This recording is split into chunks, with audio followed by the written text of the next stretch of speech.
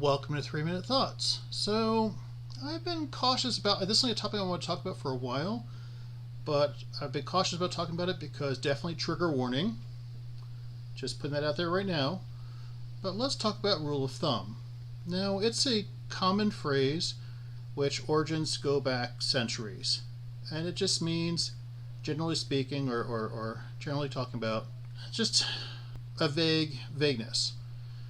Now, there in the 70s was a myth that got started that it referred to domestic abuse. That myth has been proved, like the sources of that myth have been identified. Unfortunately, that myth is still around. So the question then becomes, if people believe that this phrasing deals with domestic abuse, can you still use this phrasing even though that's not what it means? Now, this does put me into a quandary because, again, I'm against domestic abuse. It's a bad thing. Domestic abuse is a horrible thing, and it's a horrible part of history. And I can see how the idea that this had a relation to it came up because it's such a prevalent thing in society. But it's hard to separate the two without making it seem like that you somehow are for or approve of what happened, which I'm totally not. It's a very sticky argument. I'm not blaming the people for starting this myth. I again get how this got started, but it also becomes triggering trying to explain that it is a myth.